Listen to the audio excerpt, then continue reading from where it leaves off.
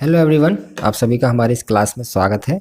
आज की जो हमारी क्लास है वो है क्लास 6 से 8th के लिए मैथ्स की और टॉपिक है सममितता। ये जो टॉपिक है सममितता, इस अंग्रेजी में कहते हैं सिमेट्री, और ये हिंदी मीडियम और इंग्लिश मीडियम दोनों ही क्लास के बच्चों के लिए आज की वीडियो उपयोगी होने वाली है। और ये जो टॉपिक है ये क्लास 6 से 8 तक हर बच्चे के लिए उपयोगी है। ठीक है, तो वीडियो को लास्ट तक देखिएगा, आपको कुछ अच्छा ही सीखने को इस वीडियो में मिलेगा। तो सबसे पहले मैं आपको बताता हूँ सममितता क्या होती है। तो सममितता जो है हमारी वो समरूपता और सर्वांग समता का मिला रूप है।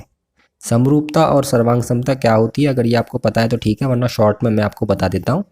समरूपता होती है ऐसे दो बहुभुज, यानी कि ऐसे दो पॉलीगन, अंग्रेजी में पॉलीगन कहते हैं बहुभुज को, जिनकी आकृति एक जैसी हो, भले ही आकार छोटे बड़े हो सकते हैं पर उनकी आकृति बिल्कुल एक जैसी होगी। और सर्वांग समता में क्या होता है कि आकृति भी एक जैसी हो और आकार भी एक जैसा हो। समरूपता में आकार छोटा बड़ा हो सकता है, आकृति एक जैसी होगी। तो सममितता में क्या होता है, इसमें एक ही आकृति होती है। समरूपता और सर्वांग समता में क्या होता है कि अलग अलग आकृतियाँ होती हैं। इसमें एक ही आकृति में ऐसी रेखा खींची जाती है जो उस आकृति को दो बिल्कुल बराबर भागों में बांट देती है। बराबर भागों में इस प्रकार बांटती है कि अगर एक भाग को दूसरे भाग पर रखें तो वो उसे पूरी तरह से ढक ले। अब उदाहरण के तौर पर मैं बताना चाहता हूँ आपको, जैसे आपका हमारा मुंह है, तो हमारे मुंह में अगर हम एक चेहरे पर एक सीधी रेखा खींचेंगे नाक पर होते हुए, तो वो क्या होगा कि हमारे जो मुंह को दो बिल्कुल बराबर भागों में बांट देगी। चेहरे को एक आंख इधर एक आंख इधर, और थोड़ा गाल इधर थोड़ा गाल इधर, और नाक को भी दो बराबर भागों में और होठ को भी दो बराबर भागों में।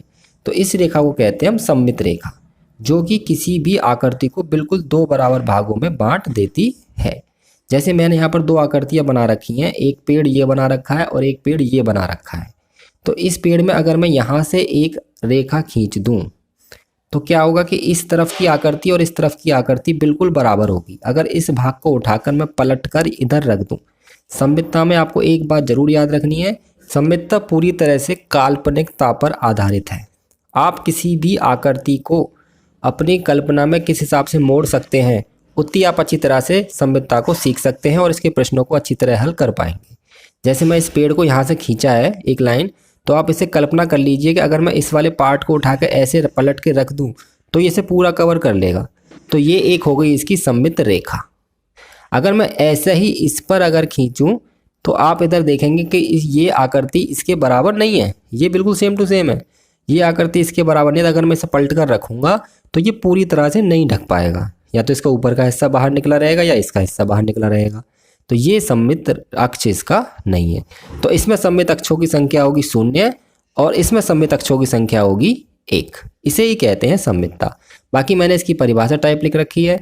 यदि एक रेखा किसी आकृति को दो बराबर भागों में बांटती है तो वह रेखा सममित रेखा कहलाती है। जैसे कि ये रेखा है, दो बराबर भागों में बांट रही है, और किसी आकृति में 0 भी हो सकती है और किसी में अनंत भी हो सकती है, किसी में 4 भी हो सकती है, 5 भी। इसकी कोई सीमा नहीं है, ये आकृति पर डिपेंड करती है। दूसरे शब्दों में हम ये भी कह सकते हैं, यदि एक रेखा किसी आकृति को इस प्रकार बांटती है कि आकृति का एक भाग दूसरी भाग को पूरी तरह ढक ले, यानी कि इस भाग को मैं इससे रख दूँ तो ये पूरी तरह ढक लेगा, तो उसे सममित रेखा कहते हैं और इसे ही हम सममितता कहते हैं। अब मैं आज की जो वीडियो है इसमें केवल आपको बताऊंगा कि ए से लेके जेड तक जो हमारे अंग्रेजी के अल्फ़ाबेट होते हैं वो, और 0 से लेके 9 तक की जो गिनतियां होती हैं वो, उनमें प्रत्येक में कितने सममित अक्ष होते हैं।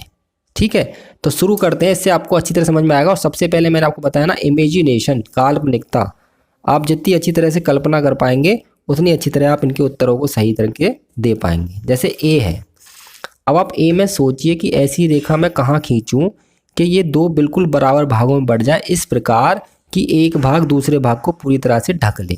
तो इसमें केवल एक ही रेखा होती है, वो होती है ये वाली। ठीक है, अब आप इमेजिन करेंगे कि अगर मैं इसे पलट के ऐसे रख दूं तो ये पूरा इसे कवर कर लेगा, और यहाँ से अगर खींचेंगे तो वो सममित रेखा इसकी नहीं होगी। तो इसमें सममित रेखा होती है हमारी एक, सममित रेखा कह लो या सममित अक्ष कह लो। बी में भी देखिए, यहाँ से हम रेखा खींचेंगे तो ये दो बराबर भाग बढ़ गए, हम इस भाग को पलट के इस पर रख देंगे तो पूरी तरह से इसे वो ढक लेगा, कवर कर लेगा, और कोई सममित रेखा इसमें नहीं बनेगी, चाहे आप बनाकर देख लीजिएगा। इसमें भी सममित रेखा होती है एक। इसी तरह से सी है, सी में भी केवल एक ये वाली सममित रेखा होगी, क्योंकि ये वाला पार्ट इसके ऊपर पूरी तरह से ढक लेगा। इसमें भी सममित रेखाओं की संख्या होती है एक। अब आती है डी। तो डी में जो ये, इसमें भी देखिए ये वाला जो भाग है ये इसे पूरी तरह से ढक लेगा, तो इसमें भी सममित रेखाओं की संख्या कितनी होगी हमारी एक। और कोई भी रेखा इसमें खींच लो, ऐसी रेखा नहीं खींची जा सकती कि एक भाग दूसरे भाग को पूरी तरह से ढक ले। अब आते हैं ई पर। देखिए ई में केवल एक ये वाली रेखा जो है, जहाँ बीच में लाइन भी है, ये एक इसमें सममित रेखा होगी, क्योंकि ये वाला पार्ट इसे पूरी तरह से ढक लेगा। तो इसमें भी सममित रेखाओं की संख्या होती है हमारी एक। एफ में हमारी कोई भी रेखा ऐसी नहीं खींची जा सकती जिससे कि ये दो बराबर भागों में इस आकृति को बांट दे, तो इसमें सममित रेखाओं की संख्या होती है 0। जी में भी कोई रेखा नहीं खींची जा सकती, इसमें भी देखिए 0। अब आती है एच की बारी। देखिए एच में एक आकृति यहाँ से खींची जा सकती है, ये वाला भाग इसे पूरा ढक लेगा। ये मैंने छोटा बड़ा कर रखा है, उससे फर्क नहीं पड़ता है। जो एच जो होता है वो दोनों रेखाएं बराबर होती हैं, ये वाली, तो ये इसे पूरा ढक लेगी। इसके अलावा इसमें यहाँ से भी खींची जा सकती हैं, क्योंकि ये वाला पार्ट इसके ऊपर आएगा तो ये भी इसे पूरी तरह से ढक लेगा। तो एच में सममित रेखाओं की संख्या होती है हमारी 2। ठीक। अब बारी आती है आई की। आई में कितने होते हैं? आई में देखिए एक तो रेखा हम यूं खींच सकते हैं, ये वाली, ये इसे भाग पर पलट के आ जाएगी, और एक इसमें ये वाला भी होता है। तो आई में भी हमारे 2 सममित अक्ष होते हैं। जे में हमारा कोई सममित अक्ष नहीं होता। के में हमारा एक होगा, देखिए ये वाला, क्योंकि हम इस भाग को पलटकर इसके ऊपर रख देंगे तो ये इसे पूरी तरह से कवर कर लेगा। एल में हमारा कोई सममित अक्ष नहीं होता, कोई भी रेखा नहीं खींच सकते जो कि इसे 2 बराबर भागों में बांट दे। एम में देखिए ये वाली लाइन सममित अक्ष होगी, यहाँ से अगर हम रेखा खींच दें तो ये दोनों हिस्से बराबर, ये हिस्सा इसके ऊपर आ जाएगा, तो सममित अक्ष इसमें हो गए हमारे 1। एन में हमारा कोई सममित अक्ष नहीं होता, कोई रेखा नहीं होगी। अब बात आती है ओ की। देखिए ओ जो है अगर अंडाकार शेप में बन रहा है तो उसमें तो केवल 2 सममित रेखा होंगी। अगर वो गोल रूप में बन रहा है तो उसमें अनंत हो सकती हैं, ये भी हो सकती है, ये भी हो सकती है, ये भी हो सकती है। तो ओ कह लो, 0 कह लो या वृत्त कह लो, इनमें अनंत सममित रेखाएं हमारी होती हैं, ये आपको याद रखना है। ओ कह लो, 0 कह लो या वृत्त कह लो, तो इसमें सममित रेखाएं कितनी होंगी हमारी? अनंत। पी में हमारी कोई सममित रेखा नहीं होती, 0 होती हैं। क्यू में हमारी कोई सममित रेखा नहीं होती, क्यों? क्योंकि इसमें ये वाली चीज़ निकली हुई है। बाकी क्यू हमारा ओ की तरह ही होता है, वृत्त की तरह ही होता है, अनंत हो सकती हैं पर होती नहीं है क्योंकि इसमें ये वाला हिस्सा निकला हुआ है, तो इसमें सममित रेखा होंगी 0। आर में भी होंगी 0, एस में भी होंगी 0। एस में आप ये मत सोचिएगा कि यहाँ से खींच सकते हैं, अगर यहाँ से खींच के पलटेंगे इसे तो ये कवर नहीं करेगा एक दूसरे को, तो इसमें भी 0। टी में हमारी होती है एक सममित रेखा, ये वाली, यहाँ से 2 बराबर भागों में बांट देती, तो इसमें 1 होती है। यू में आप दिमाग लगाएंगे तो यू में कितनी सममित रेखा होंगी? देखिए यहाँ से हम इसे 2 बराबर भागों में बांट देते हैं, ये वाला हिस्सा इसे ढक लेगा, इसमें भी 1 सममित रेखा होगी। वी में भी यहाँ से 1 सममित रेखा होगी। डब्लू में भी यहाँ से ही 1 सममित रेखा होगी। अब बारी आती है एक्स में। एक्स में ध्यान देना, एक्स में देखिए 1 सममित रेखा तो ये हो सकती है, ठीक है जी, क्योंकि ये वाला हिस्सा इस पर कवर कर लेगा। 1 सममित रेखा इसमें ये हो सकती है क्योंकि ये हिस्सा इसे कवर कर लेगा। बाकी एक ये वाली सममित रेखा भी होगी क्योंकि ये पलटकर इस पे आ जाएगी, और ये वाली सममित रेखा भी होगी क्योंकि ये पलटकर इस पर आ जाएगी। तो इसमें कितनी सममित रेखाएं हैं हमारी? 4। 1 2 3 4। 4 तरीके से हम इसे कर सकते हैं कि एक भाग दूसरे भाग को पूरी तरह से ढक लेगा। और बाकी है वाई।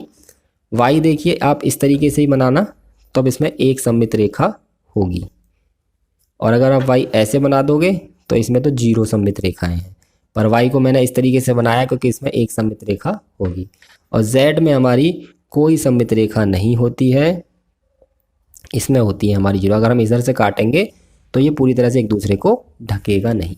तो ए से लेकर जेड तक जितने भी अल्फ़ाबेटिकल होते हैं 26, उसमें मैंने सममित रेखाएं बता दी हैं। सबसे ज़्यादा सममित रेखाएं होती हैं हमारी ओ में, यानी कि वृत्त में, और उसके बाद होती हैं एक्स में 4। अब बात करते हैं गिनती हमारी मेनली 0 से लेकर 9 तक होती हैं, उसके बाद तो वो उन्हीं को मिलाकर बनती हैं। तो 0 में कितनी होती है वो मैंने आपको बता दिया है। इसमें हमारी अनंत रेखाएं होती हैं। अनंत सममित अक्ष या अनंत सममित रेखाएं खींची जा सकती हैं, क्योंकि ये हर तरह से एक दूसरे को कवर कर लेगा। एक में देखिए, एक बनाने का तरीका देखिए, अगर इस तरीके से एक बना रहे हैं तो जीरो होंगी। अगर केवल खड़ा एक बना रहे हैं तो उसमें एक ऐसे भी हो सकती है और एक ऐसे भी, दो सममित रेखा हो जाएंगी। मैं आपको बता रहा हूँ, वैसे एक ऐसे बनता है तो इस हिसाब से तो इसमें कोई सममित रेखा नहीं हो सकती।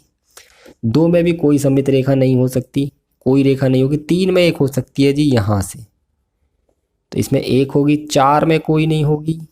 पाँच में कोई सममित रेखा नहीं खींची जा सकती, ना छः में खींची जा सकती है, ना ही सात में खींची जा सकती। इन सारी संख्याओं में कोई सममित रेखा नहीं, कोई ऐसी रेखा नहीं खींची जा सकती जिससे कि ये अपने आप को पूरी तरह से ढक ले।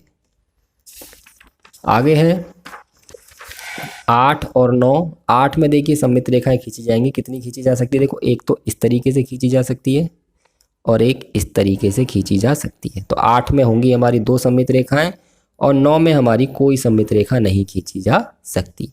तो हमने ए से लेके जेड तक और 0 से लेके 9 तक में जितनी भी सममित रेखाएं, सममित अक्ष हैं, वो हमने आपको बताए हैं। आगे की जो वीडियो होगी वो ज़्यादा इंपॉर्टेंट होगी, क्योंकि उसमें हम ज्यामितीय आकृतियों को प्रैक्टिकल रूप से आपको सिखाएंगे सममित रेखाएं ज्ञात करना। तो चैनल को सब्सक्राइब जरूर कर लेना और बेल आइकन को दबा लेना और इस वीडियो को भी लाइक और शेयर कर देना और आगे की वीडियो के लिए इंतजार कीजिए, क्योंकि उस वीडियो में हम सममितता को प्रैक्टिकल रूप में आपको सिखाएंगे कि आयत में कितने होते हैं, वर्ग में कितने होते हैं, वृत्त में कितने होते हैं, समांतर चतुर्भुज में कितने होते हैं सममित अक्ष। तो आपको बहुत अच्छी तरह से समझ में आ जाएगा। उम्मीद करते हैं आज की वीडियो में आपको समझ में आया तो होगा। तो आज की वीडियो खत्म होती है।